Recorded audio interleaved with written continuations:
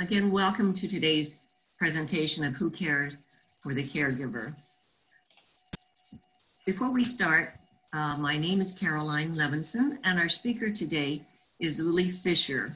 She's a program lead of the Caregiver Support Program of Montgomery County, Maryland's Aging and Disability Office. Before we go on, let's have a quick introduction to the North Bethesda Village, which is sponsoring this event. The Village is a community-oriented organization based roughly around the zip code 20852. Its goal is to encourage neighbors to come together, to support each other, provide assistance, and get to know each other, to connect in the old-fashioned neighbor-to-neighbor manner. To get on our email distribution list, you can email a request to North Bethesda Village, all one word, @gmail.com. A revised website on which this video will be provided is upcoming shortly, probably in the next month and a half. So for the purposes of today's session, Lylie will be presenting about 20 to 25 minutes of her session, of her screens, and then we'll open up for Q&A. So I do urge you to write any of your questions in the chat area. We do have a few questions that we've already received, and so we'll ask them at that time. And then for the last 10 or so minutes, we will open up the audio and the video so that we can have an exchange if you need to ask further questions. And again, the Q&As will not be recorded for privacy purposes. So with that, Lylie, I'd like to pass over the session to you, and we look forward to hearing what you've got to say here about Caregiver Resources. Thank you. Thank you very much, Caroline, and it's wonderful to be here today with this terrific village. So I work with Montgomery County government, and my area is Caregiver Support. It's part of the Health and Human Services Department in Aging and Disability Services. This session is going to be both talking to you if you are currently a caregiver, if down the track you may become a caregiver, and most importantly, for you to think about how this is relevant in your own life. One of the things that I always like to remind people is that at some stage in our lives, we all may need care. So this is a good way of thinking about this from every angle. So let's start looking at the presentation. So through this presentation today, you are going to have a better understanding of what the needs are associated with elder care and caregiving. You're going to also increase your awareness of what are the supports available. What are some of the ideas to prepare for an active aging? And also the idea of this being a shared relationship. It could be with family or friends. It could be with neighbours, members of your village or congregation. But also it could be something that you share with people of your choice. So there are 3 principles that I like to remind people that help you in your life, whether you are a caregiver, you're thinking about caregiving, or this is for your own self. The 3 principles are housing, the importance of having a safe and comfortable place to live. Health, access to nutritious food and healthcare, very fundamental. And engagement. Engagement means keeping physically involved, socially involved, and intellectually stimulated. One of the excellent things about being involved in a village is that engagement is one of the key elements of your life. So let's just spend a little bit of time on housing. Housing oftentimes can be one of the most complicated and expensive parts of being a caregiver. It can be also one of the most expensive parts of preparing for your aging and the aging of someone who you may care for. Here in Montgomery County, there's a lot of things that we need to consider. And one of the first ones I have on the top is safety. Many of us live in multi-story properties, maybe bedrooms are upstairs. It could even be that laundries are downstairs in the basement. As we age, the chance of tripping and causing challenges really does increase. So one of the things that I like to remind people in their plan and thinking about their loved ones is how to ensure that they stay mobile. Because one of the things that sadly can happen is that as we age, if we fall, we take longer to heal, and a fall could have really complicated situations. So safety and housing really come hand in hand, as does proximity. Montgomery County is an enormous jurisdiction where people are living in all different places. And one of the things that can happen is that that home that many people have been living in for some time may not be easy for someone who is getting older to access services. You may be living somewhere where it's very easy to get to a doctor's appointment, visit a hospital, see a specialist, maybe participate in PT appointments, etc. But maybe your loved one doesn't. Maybe the person who you know that you are or will be caring for, maybe they live up county, somewhere more rural. So access to services is a really important thing to think about as you're deciding the long-term plan around housing. So let's talk about housing. Housing, as we age and our income is fixed, needs to be affordable. It can't be beyond what our ability to pay is. So in Montgomery County, there's a range of housing options that can include totally self-pay. It could also include housing where there are subsidies associated, and we'll look at that a little further on. Now, planning. Planning is going to be something I talk about a lot in this presentation because all of us are at some stage probably going to go from living absolutely independently to needing assistance. And one of the things that's really going to be valuable is that everybody is involved in that conversation. So this isn't just something where others are making the decisions for you. So to do that, that means everyone's involved with understanding what the budget is, understanding what the options, the costs, maybe what the wait lists are. Also, what does a subsidy mean? Do you qualify for a subsidy? So housing, having that safe and comfortable place to live is really vital.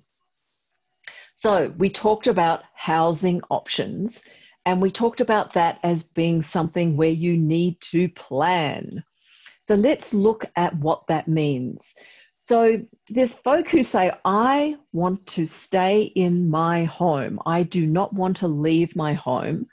And that means that as needs increase, elder care is going to have to come into the home. Now, that means that there needs to be thought put in advance on what actually that's going to cost. I talked earlier about things being subsidized or not subsidized. Generally speaking, if you qualify for subsidized services, it means that you have low income and low assets. You know personally what that means. And further down the track, I'm going to show you resources where you can make inquiries and you can actually receive support to better understand if you qualify. But generally speaking, if you bring services into the home, it's going to be at a reasonable cost because you're having one aid coming into one home. So let's look at that home. that I've already advocated that people really think about how they can have that home safe, how they can have that home close to family and friends and community-based services. So some of those costs are going to be that it's all out of pocket. And it's good to be thinking about that well in advance if you are 100% paying for everything out of pocket. Even if you do pay out of pocket, it doesn't necessarily guarantee services when you want them. The next thing is to remember, no planning may result in a crisis. So if folk do decide they want to stay in their home, it could mean that for the people who are caring for them, what they end up to do is to be putting out crisis fires all the time, where if the person who is going to or does need care is actively involved in that decision making, that means that they are able to say, well, okay, I don't want to create crisis for other people. I am going to help you determine what are going to be the best supports that are available out there for you. During this time when there are challenges associated with COVID-19, some of the services that would have been available in facilities may not be something that folk want to consider as readily as they have done in the past. But I'm going to remind you that this time will pass. So as a housing option, find out what your budget is, find out what you qualify for as in services, and start looking at what your options are. Start doing this early because many properties have wait lists. Even properties that down the track you're going to feel very comfortable living in are going to require you to put your name on early and be prepared to move fairly quickly once that you get that call. So health, let's transition into something that is so much more within what you can control. So nutritious food and healthcare. I'm going to start with the food area because that's one of the things that oftentimes people don't think about. And as we get older, oftentimes our appetite changes, our taste buds can change too, and it can diminish our enjoyment of eating. We also may feel a little bit less motivated to be preparing meals. But also there's many folk who report that, oh, I used to love cooking, but now that I only cook for one person, I don't really enjoy it as much. A healthy body, and particularly on the nutrition that we take in, that is what is going to be a guarantee that you're going to have the strength and the resilience to deal with any health challenges that come along. So, healthcare. I sadly hear oftentimes that caregivers, older adults, and other people, even if they have full health insurance, oftentimes do not maintain a primary care physician, which means they're not having regular checkups and they're not having someone who is tracking their health and wellness.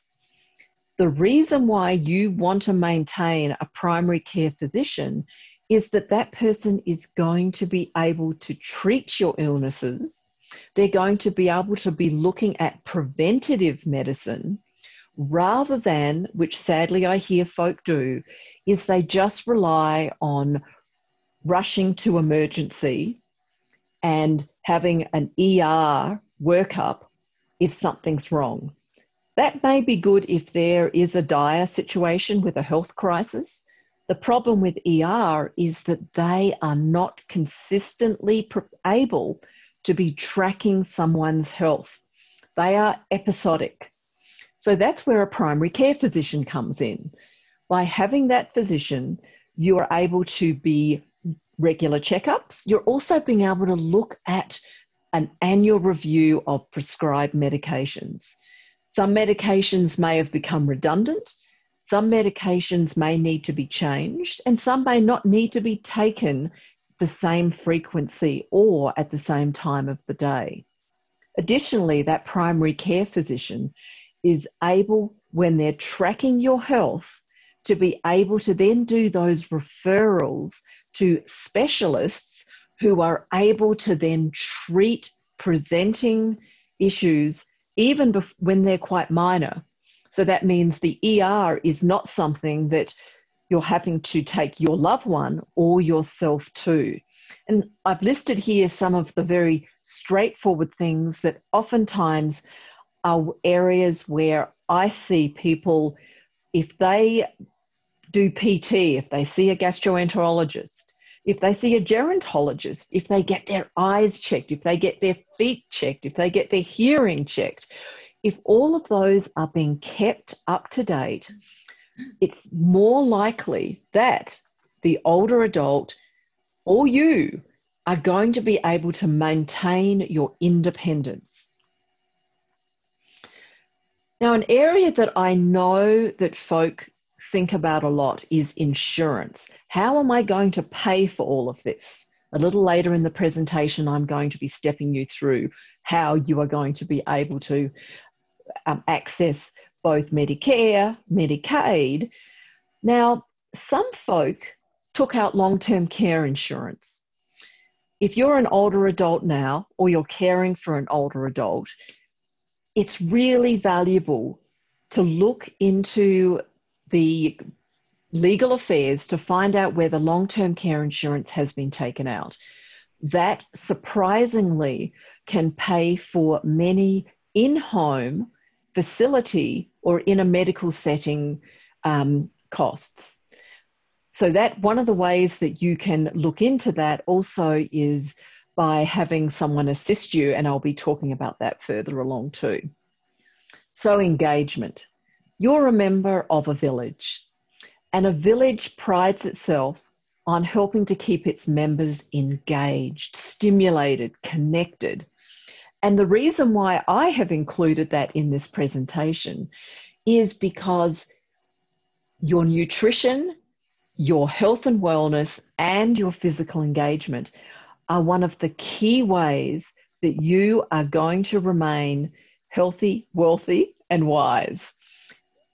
Currently, our recreation centres and our libraries are not open for in-person visits, but there are plenty of virtual activities that are taking place, and some of our senior centres are even trying some social distance activities.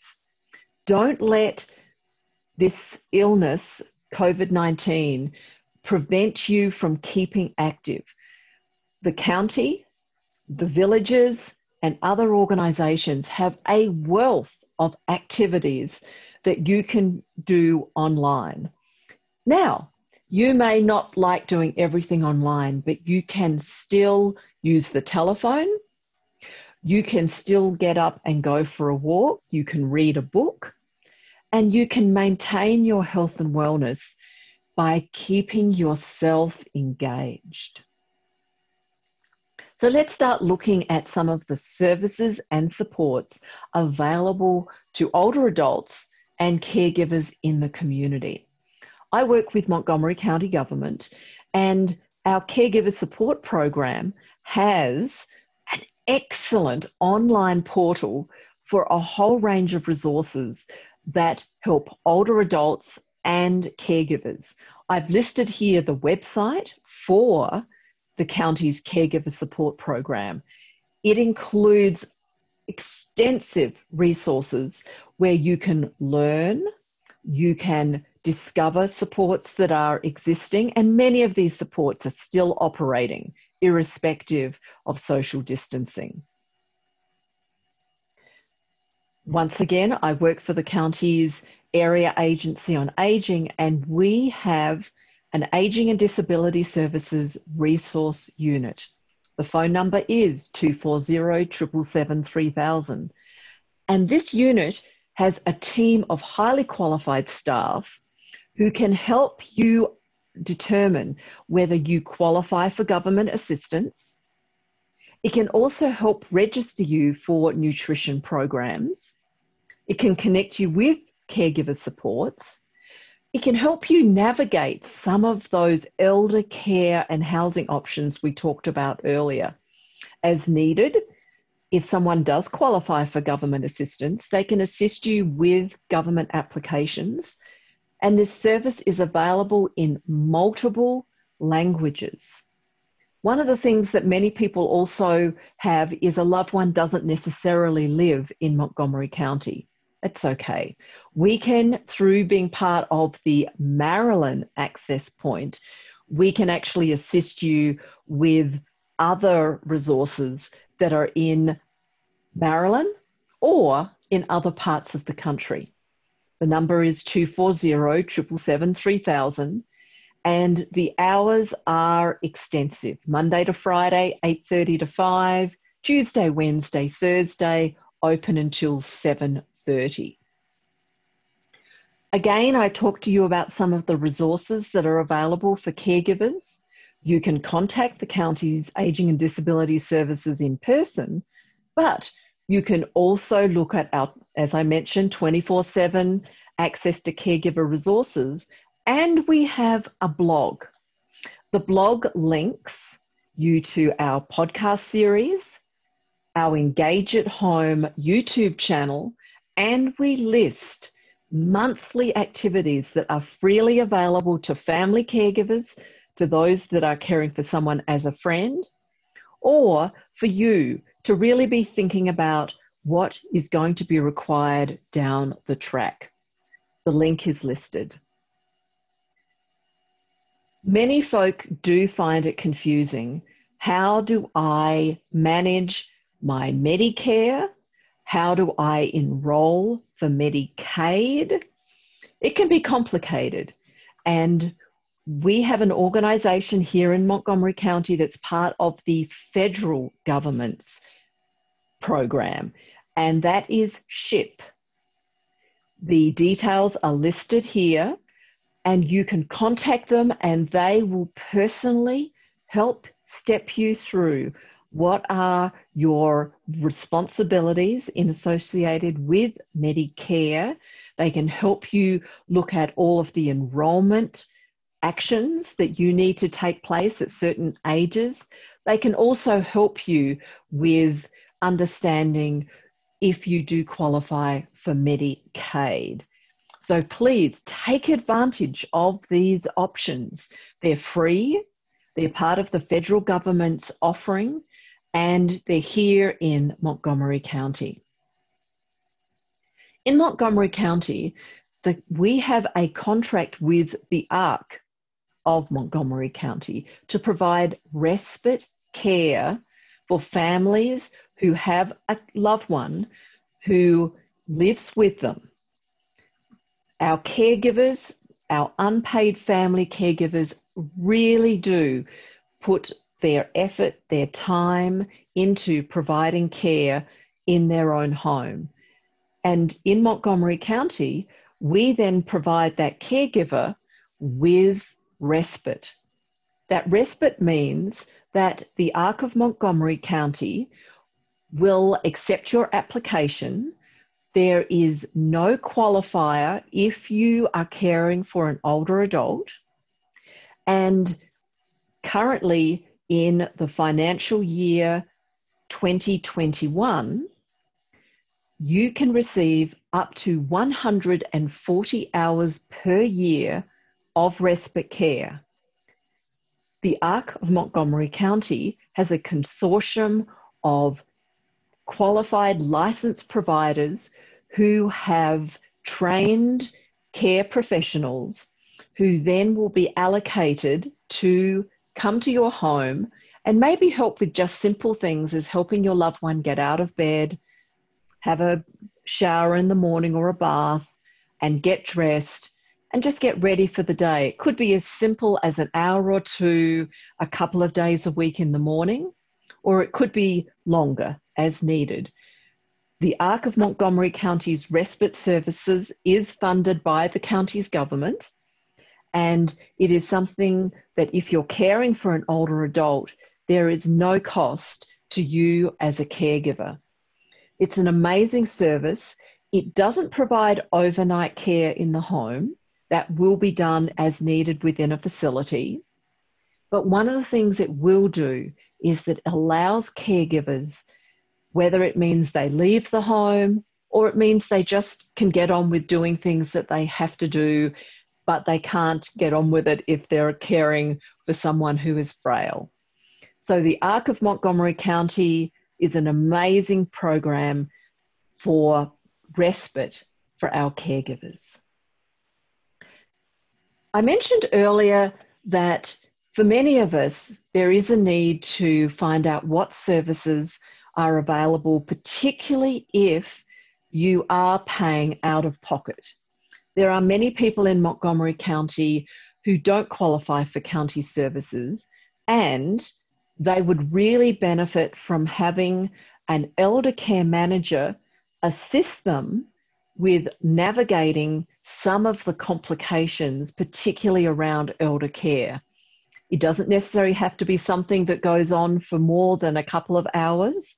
It could be something where the elder care manager assists the family developing a plan, and then the family put that in place. Whatever your circumstances, this is an area that I really encourage you to consider. If your loved one has long-term care insurance, many of the policies will also pay for the elder care manager. The reason why the county is comfortable referring you to this association is that the Aging Life Care Association does not take commissions on any referrals they make. You are able to review their website. You can search by your zip code or area, and you can recruit someone who could help you and your family navigate particularly complicated issues. We suggest you use the same best practice you would with any business transaction.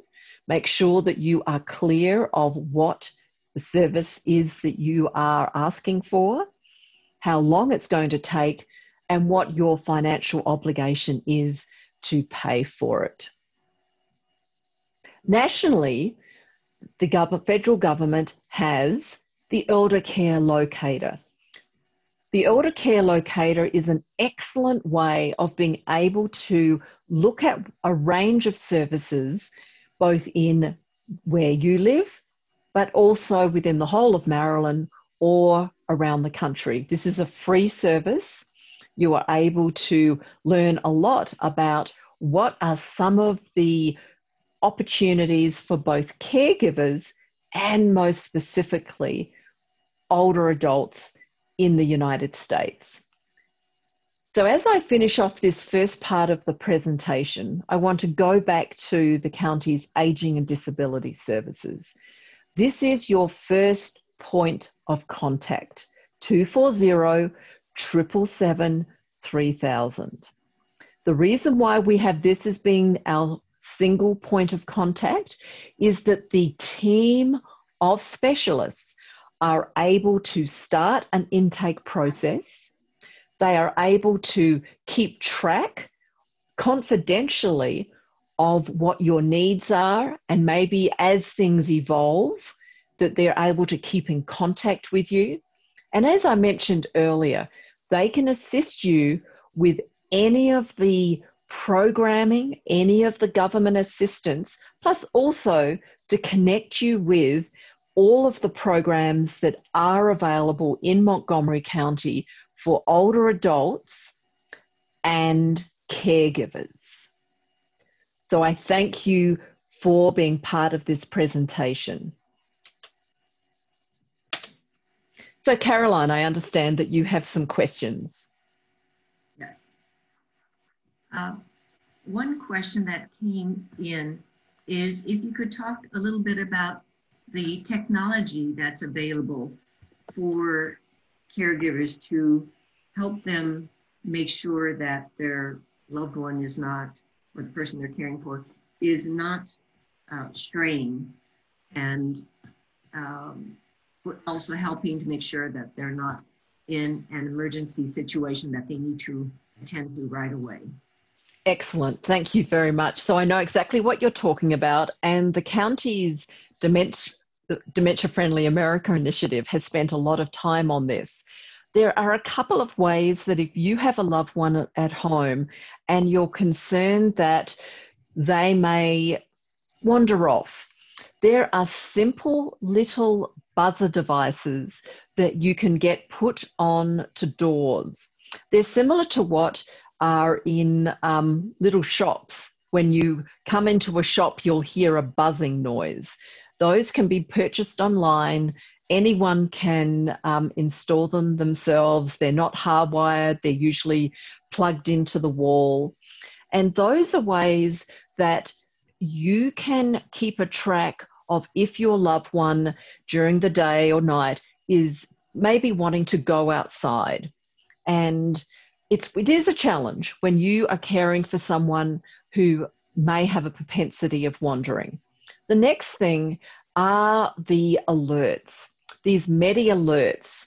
There are two forms. There's one where your loved one can wear a device around their neck, and anyone can wear them, particularly if you're someone who may be a fall risk. So then you can press a button and be able to connect to a first responder, and as needed, either the first responder can come, or some of them actually have it that you're connecting with a family or a friend first.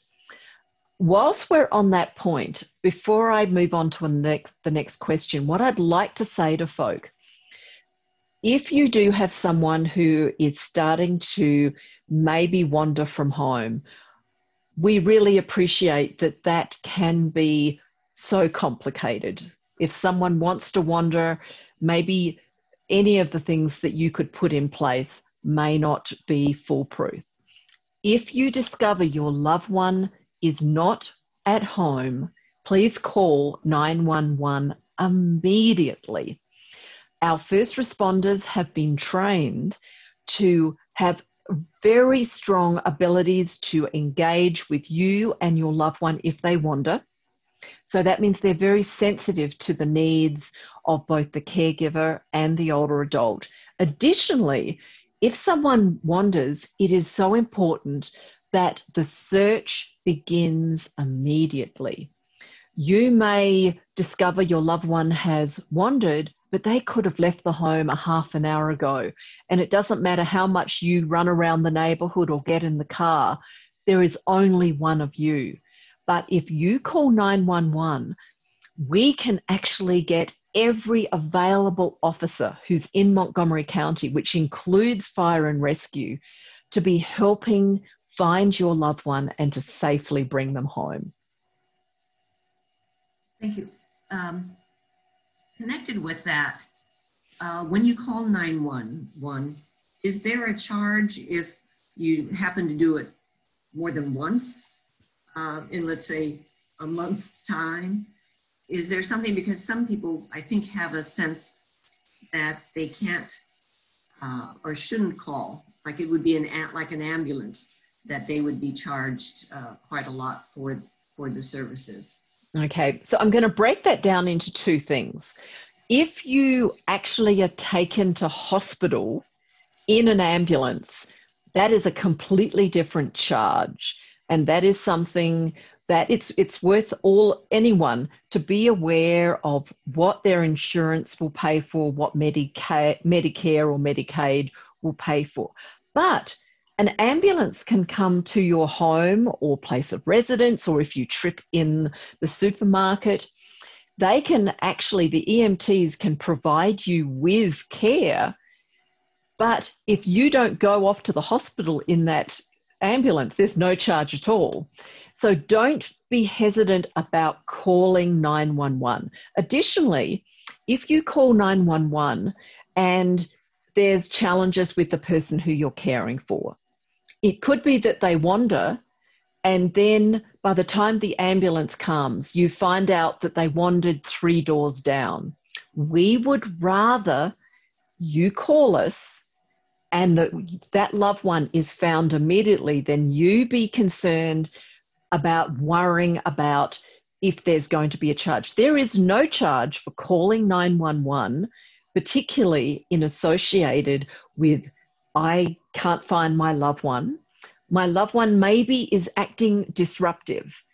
They're becoming a little bit agitated, and I may be feeling a little fearful. Sadly, some people are caring for someone who has either a cognitive illness that can cause them to get agitated, or there could be people who are on medication or may have a mental health issue that can cause them to get aggressive. There is no charge if you call 911, particularly under those circumstances. We want everyone to be safe. Thank you. Question was,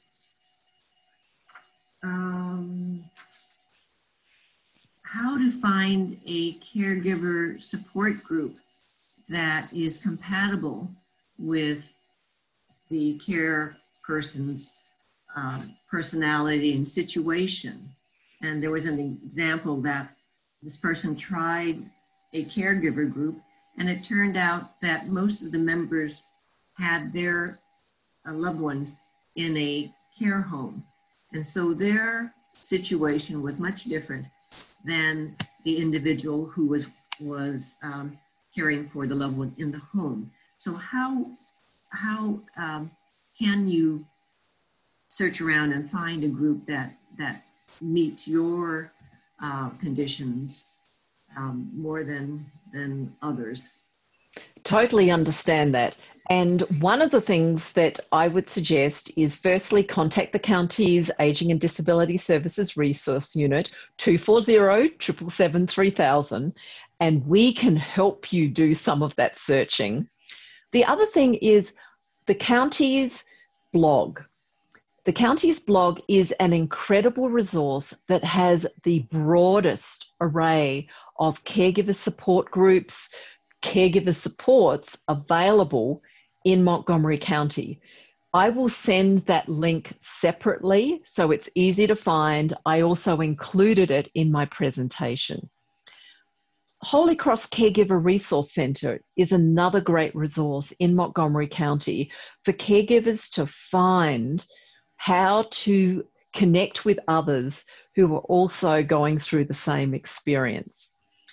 Because we're going through COVID now, I'll have to admit, it's a lot easier to find caregiver support groups than it was before, when people may have thought, I don't want to have to drive 25 minutes to that ideal support group. Now you can have your support groups either via telephone or virtually on video via, usually it's Zoom. Sometimes those caregiver support groups may be happening with people who don't even live in Montgomery County. On the county's caregiver blog, we list groups that are happening throughout the region and oftentimes throughout the country. And so I'd have to admit that this is a time when I'm hoping that caregivers start to really connect with others. If you have a loved one with Alzheimer's, the Alzheimer's Association also has a 24/7 helpline. That's listed on the blog. It's also listed on the county's caregiver webpage. That 24-hour helpline means that if a caregiver really needs to talk to someone specific about their situation with their loved one with Alzheimer's, they can just do that live if it's 3 in the afternoon or 2 in the morning. So I really encourage folk to take advantage of all these virtual caregiver support. Here's a question. Can you speak about getting help inside the house for increasing physical needs of a loved one when the caregiver is not physically capable either? So we have 2 people who are living at home, and one who may have been the caregiver most of the time is now not as physically able to handle all the burden of caregiving. Yes, great question. And it's something that many people experience. So I talked about our relationship with the Arc of Montgomery and the Respite program. So the Respite program currently in financial year 21 can pay up to 140 hours if the caregiver and the loved one live in the same home and it's caring for someone who's an older adult. That means that if there is a need helping with bathing, it could be helping with laundry, it could be assisting with light housekeeping and maybe even preparing a meal. Up to 140 hours a year is paid for by Montgomery County government. Another area that if the person qualifies for assistance through the county's home health care, that could be an option for some people. There may be a wait list, but it is an option for many people. The best way to find out is to contact 240 777 3000.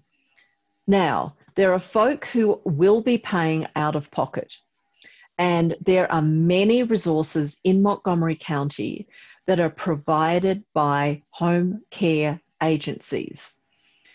For many people, the best way to go about this is to recruit a home care agency and have them responsible for making sure that the person who comes into the home is qualified, licensed, and insured.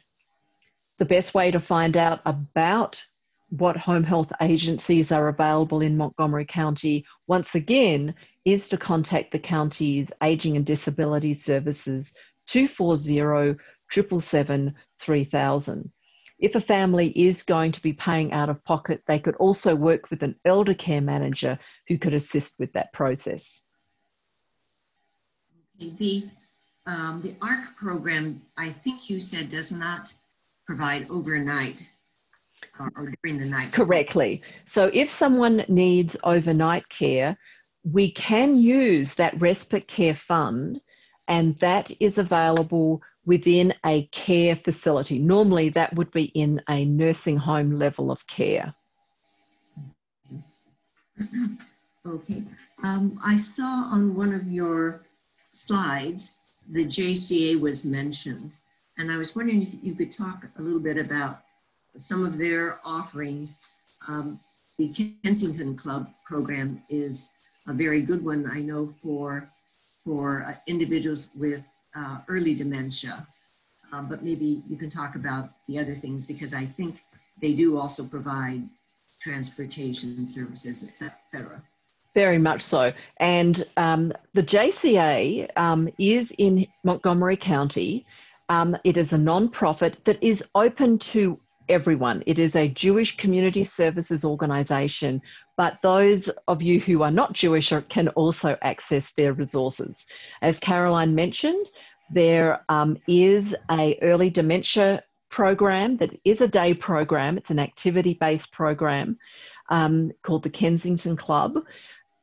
They also, when COVID isn't restricting our activities, they also provide extensive transportation when people would be wanting assistance to go to medical appointments. So that is more of a one-on-one, or they have bus services that the county contracts to go to larger activity events. To learn more about JCA, you can go back to the slides or visit the county's Caregiver Support Program, or just simply call the county's Aging and Disability Services 240 777 3000. There was a question about adequate vetting of in-home helpers, whether for respite care or just general care. What can you say to allay fears of people coming in and trying them out is not often the best way to figure out whether you like this individual or trust them? And that's a terrific question. And this is why, in many ways, working through one of the respite care home care agencies is the best option, because the aid that comes into the home actually has been vetted, background checked, ensured they have the appropriate licensing, and the company itself then has been vetted and ensured that it has a clean bill of health with the state of Maryland. What many people do is that they start receiving services through the county's Respite Care program. It has 140 hours per year, but that probably isn't going to last you for the whole year. But it means you've developed a relationship with a provider. And then what the ARC can do is help you negotiate with that home health agency to continue providing you with care in the home.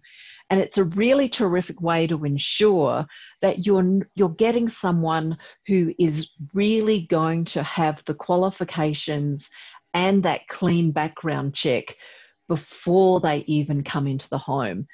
We don't want you to just be going out and finding someone who may have a nice smile and may have a warm personality, but then you're having to take all of that responsibility to make sure that they're background checked, that you're covering all of their taxes, and ensuring that that person really is reputable. So the Respite Care program through the ARC of Montgomery County is an excellent way of both using your respite care allocation and to continue getting care. I think our final question is, how should a caregiver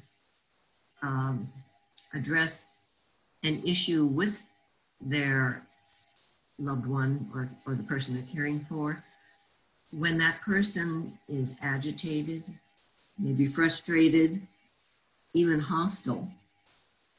How would you recommend they approach a person? Excellent. Thank you so much for asking that question. And the county's Caregiver Support Program has actually spent a lot of time developing resources that are freely available to caregivers.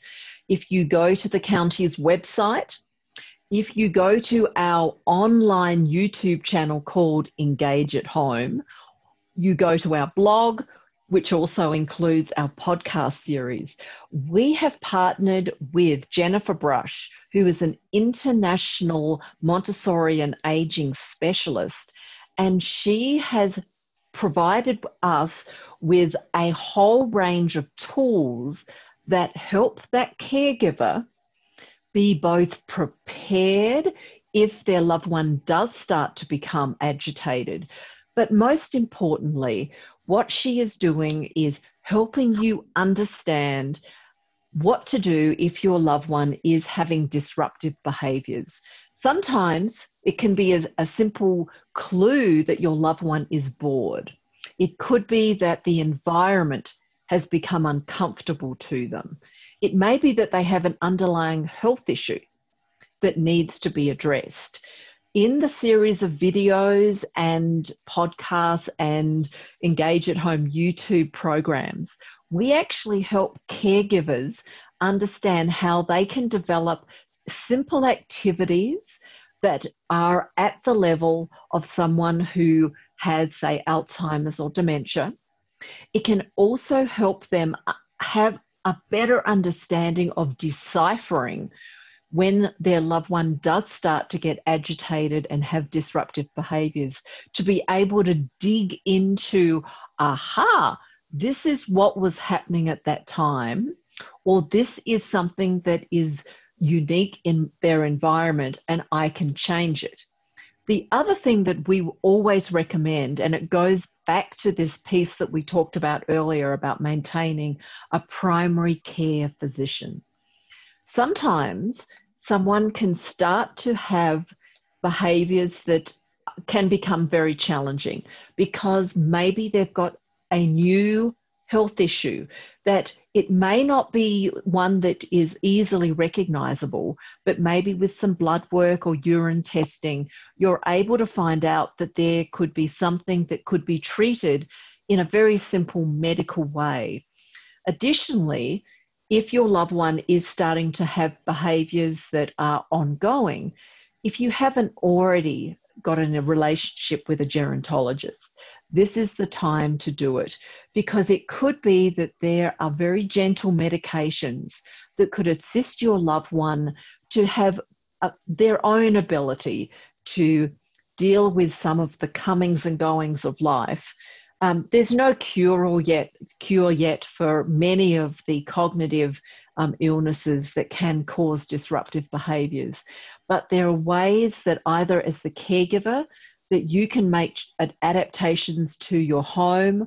There could be new activities, or that your loved one could be medically treated to assist them with a health challenge or some of their behavioural problems. Thank you. I think that's all the questions I have. Thank you, Lily, for a fascinating discussion. And thank you to the participants for their participation and a lively Q&A. Before we leave, I want to remind everyone of the upcoming presentation next Tuesday at 2 p.m. entitled Keeping Your Home Safe and Fire-Free During the Pandemic, which speaks to one of your earlier topics about home safety, Lily. So the discussion next Tuesday will be on personal and home safety, especially while being restricted during the pandemic to our homes. And to register, please email the same email address that you did for this particular session, park21217@aol.com. And again, to register for our North Bethesda database, we need an email to be sent to North Bethesda Village, all one word, @gmail.com. And thank you again, Lily. It was a fascinating discussion, and I'm glad that we were able to answer a lot of questions. I think that was valuable.